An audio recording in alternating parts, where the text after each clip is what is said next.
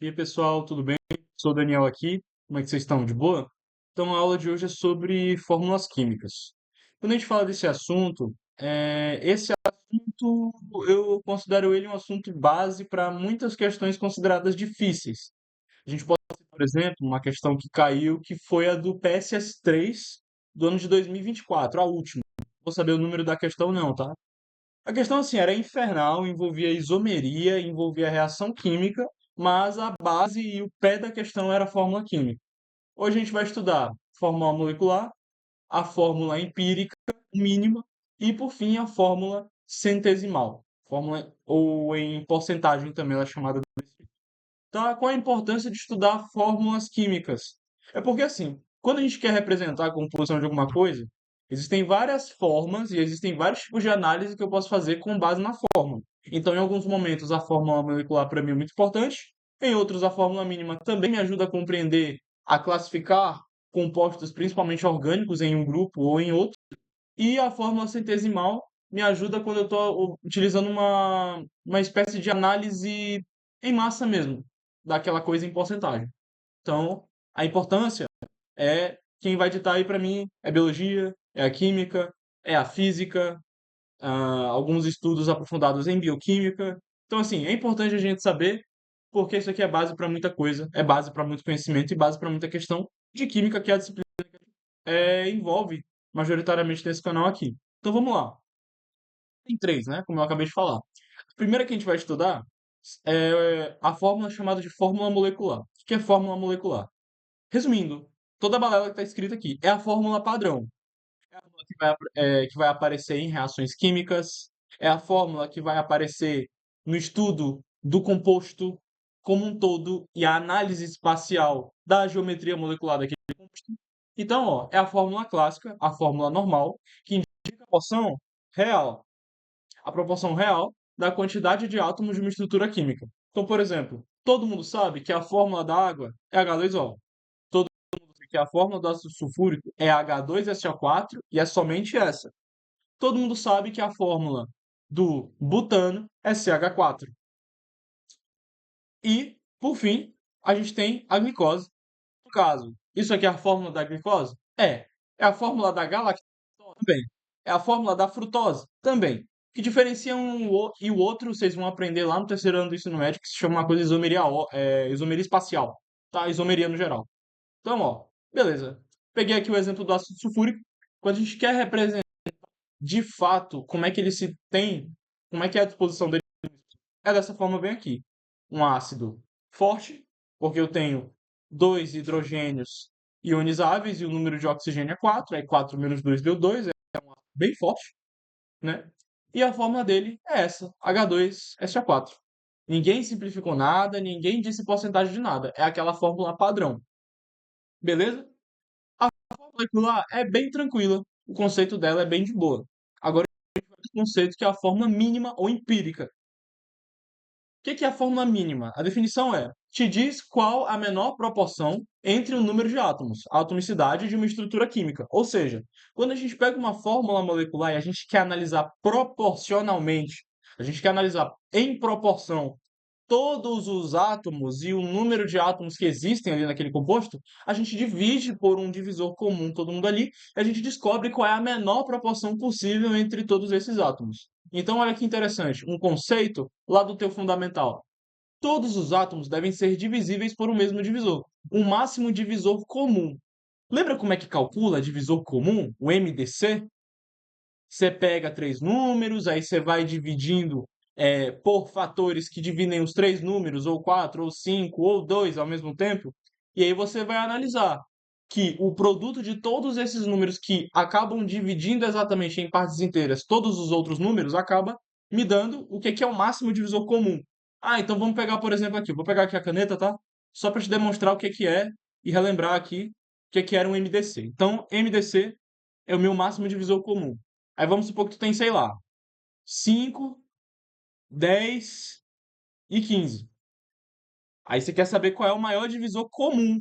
O maior divisor comum, ou seja, quem é o maior número que eu posso dividir, pelo qual eu posso dividir esses caras, esses três ao mesmo tempo, e conseguir deixar eles em uma parte que ainda é inteira. Então, por exemplo, se eu pego 5, 10 e o 15, se eu dividir por 5, aqui vai me dar 1, aqui vai me dar 2 e aqui vai me dar 3. Pronto, eu descobri que o máximo de divisor comum entre esses três números é o número 5. Vamos pegar, por exemplo, 8, 12, 16. Vamos lá. Eu posso dividir todos esses números por 2? Posso. Que vai me dar 4, que vai me dar 6 e que vai me dar 8. Posso dividir ainda esses três números por quanto? Por 2. Que vai me dar 2, que vai me dar 3 e que vai me dar 4. Aqui, né, eu tenho dois números primos, já não tem mais um divisor comum. Quando tem mais que um número primo, já não dá certo. Aí, quando eu analiso, ó, eu vejo que esses foram os únicos dois fatores, ou seja, o número 2 duas vezes foi o. Se eu fizer o produto dele, vai me dar o máximo divisor comum. Ou seja, eu nem precisava ter dividido por 2 e depois por 2 de novo. Se eu pego 2 vezes 2, me dá 4. Ou seja, se eu tivesse feito daqui para cá vezes 4, ia me dar o mesmo resultado que está aqui embaixo. É uma revisão ali do fundamental. Esse conceito é bem mal explicado, mas é só para você entender como é que eu faço para identificar qual que é um número, qual que é o divisor que eu devo usar para chegar na fórmula mínima de alguma coisa. Então vamos voltar lá para cima. Cadê o laser? Certo, aqui é o laser. Então, ó, todos os átomos devem ser divisíveis por um mesmo divisor, que se chama MDC, que é o máximo divisor comum. Aí, ó, vou pegar a fórmula da glicose e vamos fazer a fórmula mínima dela. Como é que faz? Primeira coisa, você tem que saber qual que é o divisor que você vai usar. Aí o que que você faz? Você faz o MDC e descobre qual que é o divisor que você tem que usar para poder cortar todo mundo ali e deixar na menor proporção possível.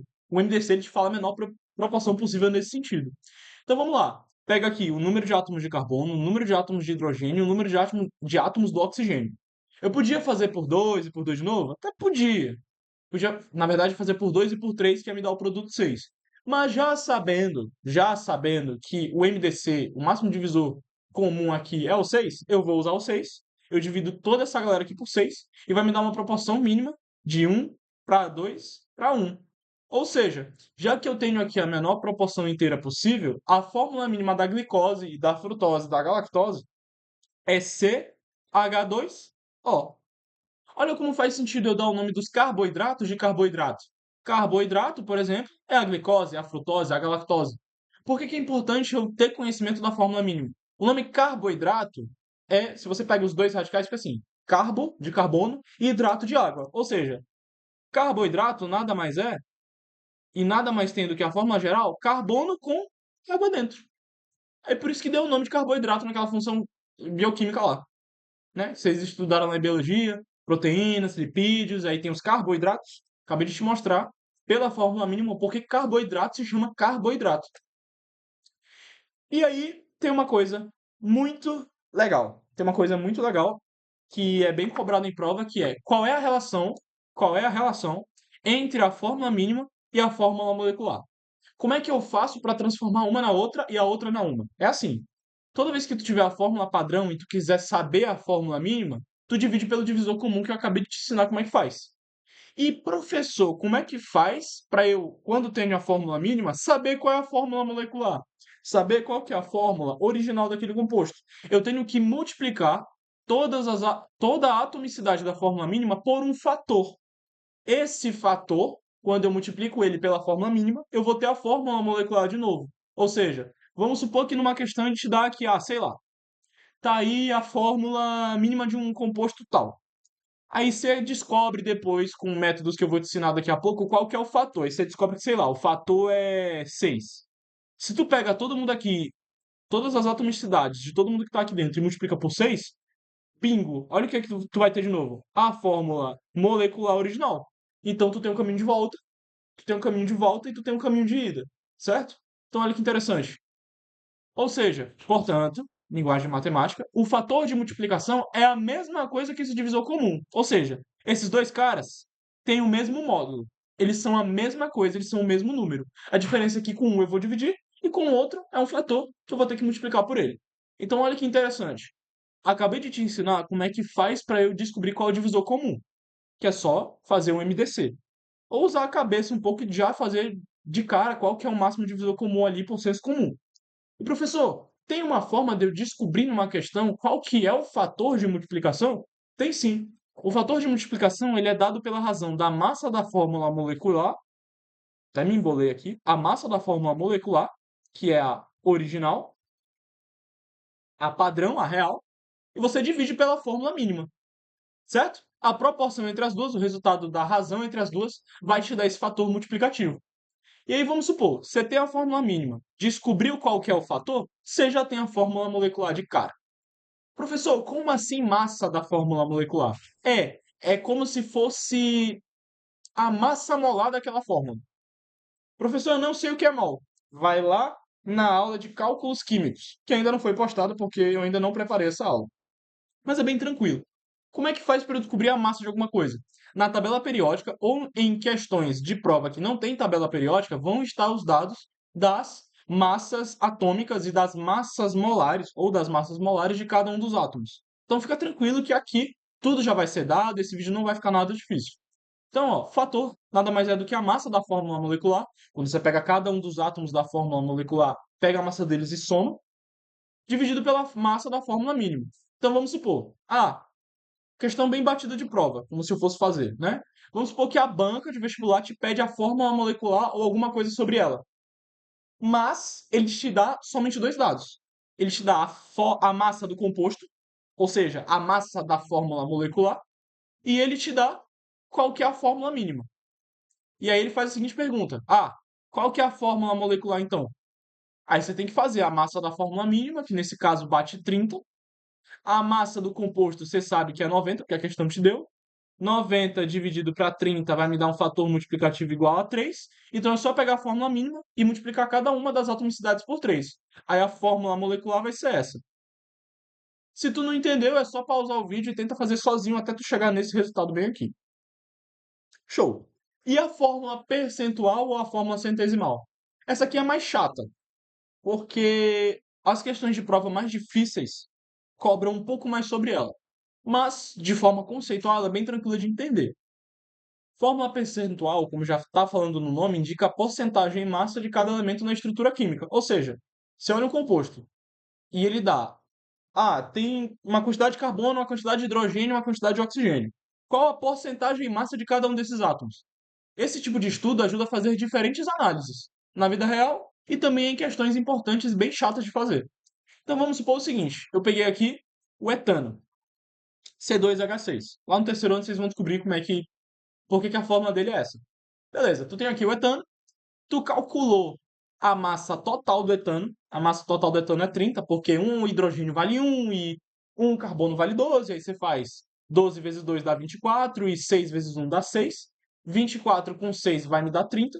E aí vamos supor que uma questão ele te pede numa afirmativa de verdadeiro ou falso.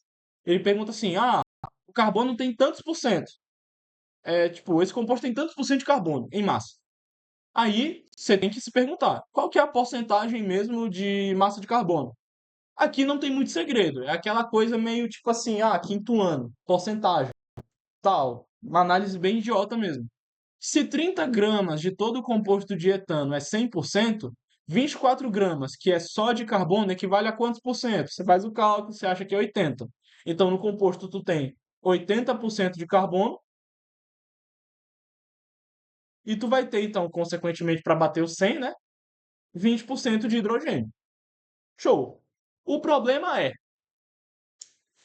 a banca, ela pode te dar a porcentagem dos elementos, ela pode te dar a porcentagem dos elementos e te pedir a fórmula molecular. É como se fosse um caminho ao contrário agora. O que a gente estava fazendo até agora há pouco? É pegando a fórmula molecular e descobrindo a porcentagem. Agora a gente vai fazer o caminho ao contrário, que é um pouco mais chato.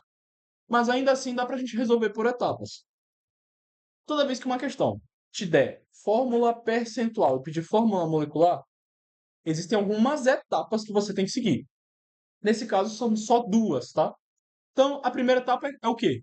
É você pegar a porcentagem de cada elemento e você dividir pela massa atômica daquele elemento, que está lá na tabela periódica. Beleza, você vai ter um resultado. Esse resultado do passo um, você tem que pegar cada um dos resultados do passo um para cada átomo e dividir pelo menor resultado obtido. Professor, eu não entendi nada. Calma que na prática isso fica um pouco mais demonstrável.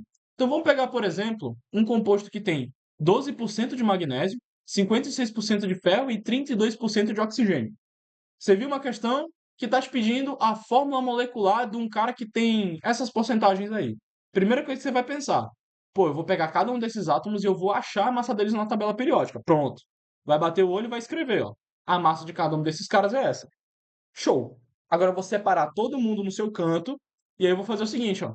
Tá vendo esse número 12 aqui?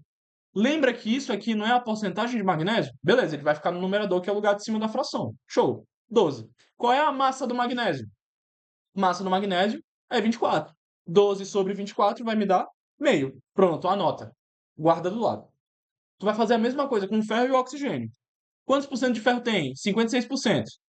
Qual que é a massa do ferro? 56. Então 56 sobre 56 vai te dar 1. Beleza. E o oxigênio? Pega 32, divide para 16, vai te dar 2. Tu pegou cada um desses resultados, a outra pergunta que tu tem que se fazer é: qual desses três resultados é o menor valor que eu obtive? Se eu pego numa reta numérica e eu coloco o número meio, o número um e o número 2, o menor número dentre esses três é meio, concordam comigo? Então eu vou pegar esse mesmo número e eu vou usar ele de divisor universal para cada um dos resultados que eu obtive. Ou seja, o 0,5 vai dividir ele mesmo, vai ter que dividir o 1 e vai ter que dividir o 2 para cada um desses caras. Então, fazendo a conta, meio dividido por meio vai te dar 1. 1 dividido por meio para o ferro vai te dar 2. E 2 dividido para meio do oxigênio vai te dar 4. Sabe o que é isso? Esses resultados que você viu aqui rachurados por uma barra são as atomicidades da fórmula molecular daquele composto. Pronto. Você acabou de achar a fórmula molecular de fato. Você acabou de achar a fórmula molecular de fato do composto. E adivinha? A fórmula molecular desse cara também é a fórmula mínima dele. É. A menor proporção entre números inteiros de todas as atomicidades aqui, 1, 2 e 4, é a menor possível. Seria diferente se eu tivesse dois magnésios e aí eu cortava e dividia todo mundo por dois. Aí seria diferente. Esse foi o vídeo, eu espero que você tenha entendido e tenha gostado. Até a próxima.